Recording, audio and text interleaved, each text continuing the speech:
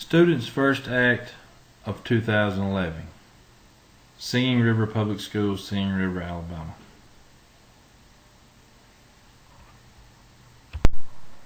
Students' First Act of 2011.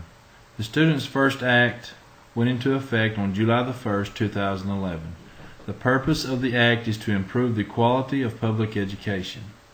The SFA repeals and replaces the arbitration process for firing and disciplining teachers under the Fair Dismissal Act of 2004. Purposes of the Students' First Act of 2011. Fundamental fairness and due process to employees. Establish primary authority and responsibility to boards for having competent educators. To increase student achievement by effective allocation of personnel. To provide the most effective use of limited financial resources, and to eliminate legal challenges by simplifying the process. Who is covered and not covered by the new Act? Covered, every full-time teacher, assistant principal, and support staff worker. Not covered is the superintendents, school finance officers, contract principals. Also, persons employed as temporary, part-time, substitute, summer school, occasional, seasonal, and supplemental are not covered under the Act. What is protected? An employee gains protection in his or her status as a tenured teacher or non-probationary classified employee. Certain due process rights are afforded to the employee in the event of a transfer, suspension, termination, or other actions. An employee does not gain protection in a specific rank, assignment, work site, or rate of compensation. Tenure.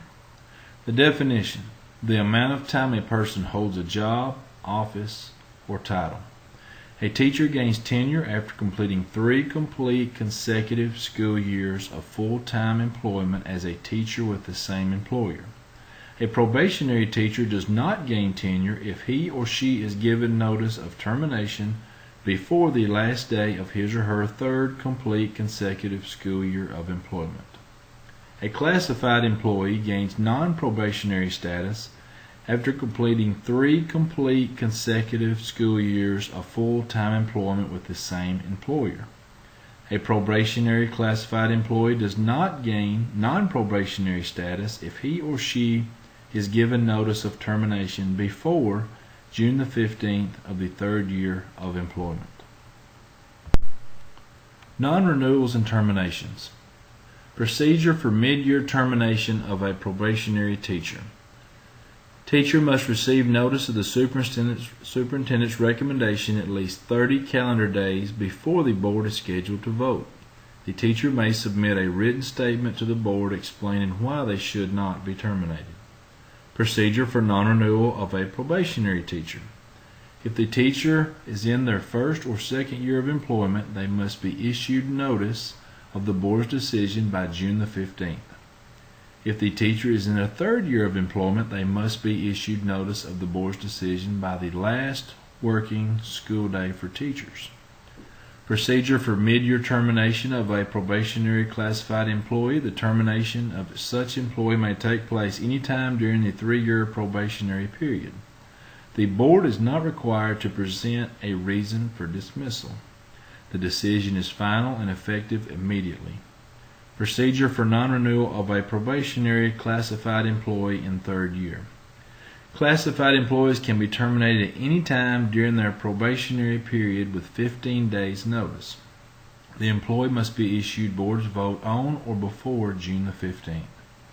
Procedure for termination of tenured teacher and non-probationary classified employee.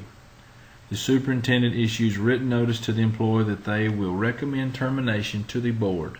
Grounds for which the termination can be made are reduction in force, insubordination, incompetency, neglect of duty, immorality, failure to perform other good and just cause. Reassignments and transfers. This Act gives superintendents and boards greater flexibility to manage resources and eliminate unnecessary challenges to routine personnel changes like transfers. This act provides protection to employees from being shifted around repeatedly throughout the year. Also, this act provides specific procedures to allow superintendents and boards to reassign or transfer employees based on the needs of the system. Due to the lack of time, we're only going to mention what these procedures are.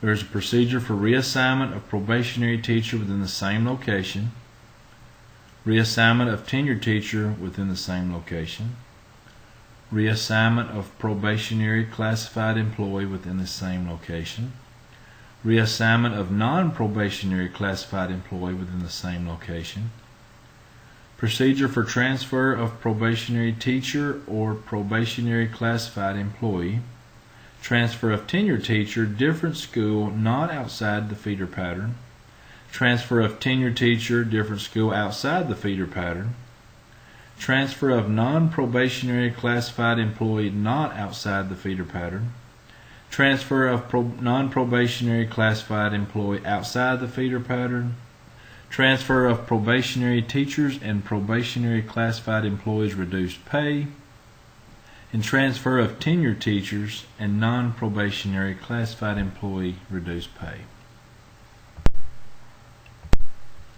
Terminations and certificate actions.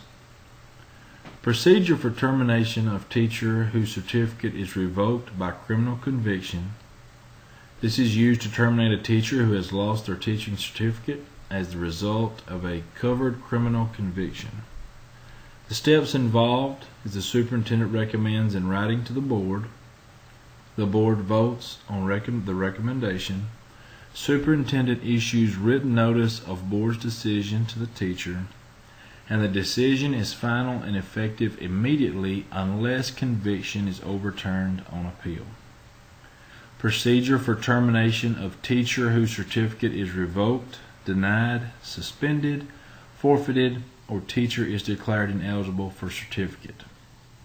This is used to terminate teachers who have significant action taken on their certificates. Steps involved: the superintendent recommends in writing to the board votes on recommendation, superintendent issues written notice of board's decision to the teacher, the decision is final and effective immediately. Suspensions. The procedure for suspension of employees 20 days or less.